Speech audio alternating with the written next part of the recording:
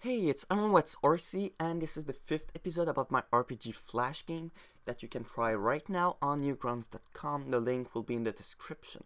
So it's been a long time since my last video, and to be honest, not that many things have changed. I've been training runecrafting a lot, and I couldn't really work on my game at all. But still, there are a couple changes. The most obvious one is the minimap at the top right of the screen.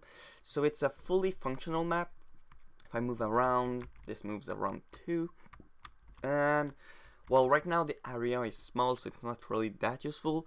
But eventually, when I will have a bigger map or things like that, it will be useful. And I also plan to add an option to zoom in or zoom out to make it even more useful. So that's one thing. Another big change I've made is with the shops. So now there's a limit to the amount you can buy of each item. Right now it's, well, you can also put infinity, because back then all the items were there infinitely, so you could buy infinite amount of each of the different items. Now there's a limit. For example, this item, you can buy it. Well, I don't have enough gold, but I guess you get the point. And a big change is that now when you sell items, they go into the shop instead of simply disappearing. And this is very useful, especially if you misclick and you sell the item. Back then it will be simply gone. Now you can buy it back and it's back in your inventory. So that's one thing. And if you sell them and then you quit and then you come back, they are still there, of course.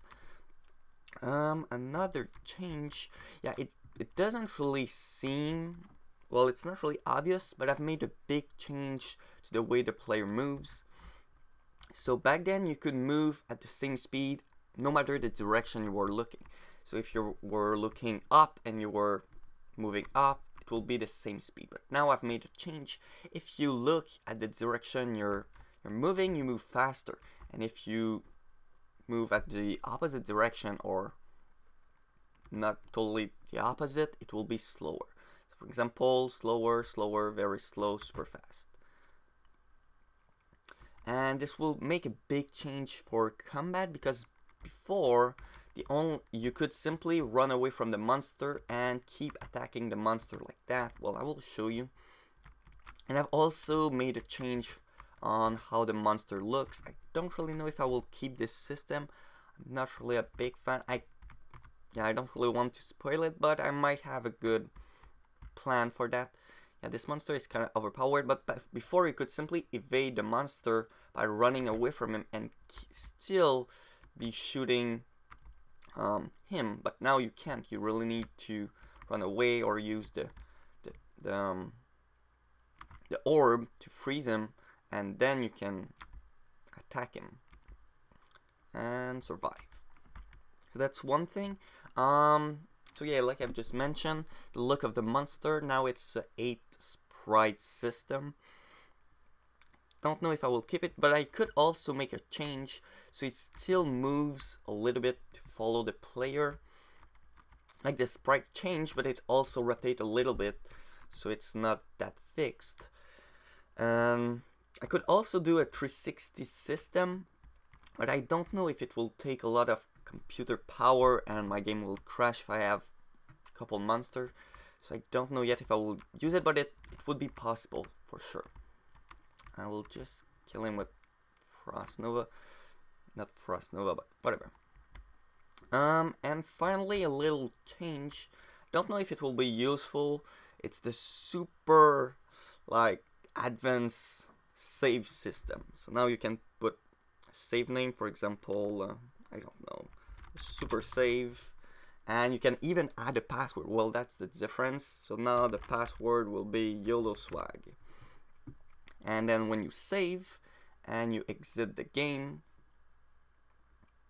and let's just open a new game, you will have to enter the password to, so yeah, super save, and you need to enter the password and you're good to go. So it's a super advanced okay, to be honest, it's really a crappy system, but it's working, so I'm not going to complain. And that's pretty much it, I guess. I still have a lot of work to do on this game. One of the biggest change that I want to make is to have weapons with random attributes, kind of like Diablo and Path of Exile and games like that. So you have, for example, a weapon that can have different stats. For example, I don't know, 10 damage to cold, 10 damage to fire, things like that. I'm not really sure if I will go with element in this game. Well, I already have status effect like poison, chill, confusion, and things like that. Oh, and I've also made a change for confusion, but I cannot really show you. But yeah, before it was really crappy, you were moving strangely when confused. Now it will simply switch the arrow keys. So for example, to move up, you need to press the right, and things like that. I find it way more, way better, simply like that. So I guess that's pretty much it about this video. I hope you liked it, and see ya!